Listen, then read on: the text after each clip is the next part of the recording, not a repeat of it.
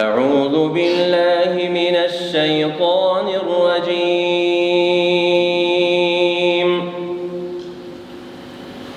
بسم الله الرحمن الرحيم.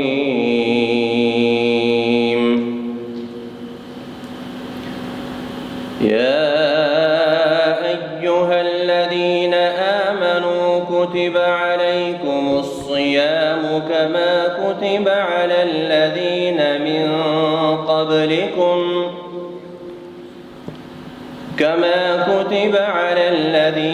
من قبلكم لعلكم تتقون. أياما معدودات، فمن كان منكم مريضا أو على سفر فعدة من أيام أخر، وعلى الذين يطيقونه فدية طعام مسكين، ومن تطوع خيرا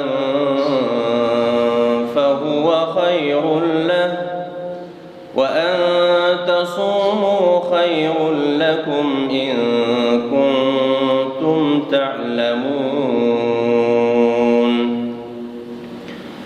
شهر رمضان الذي أنزل فيه القرآن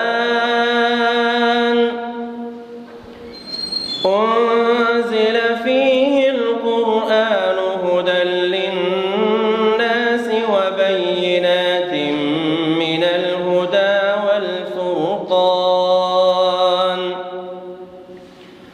فمن شهد منكم الشهر فليصم، ومن كان مريضا أو على سفر فعدة من أيام أخر، يريد الله بكم اليسر ولا يريد بكم العسر، ولتكملوا العدة ولتكبروا الله على ما هداكم ولعلكم تشكرون. وإذا سألك عبادي عني فإني قريب أجيب دعوة الداع إذا دعان، فليستجيبوا لي وليؤمنوا بي لعلهم يرشدون. صدق الله.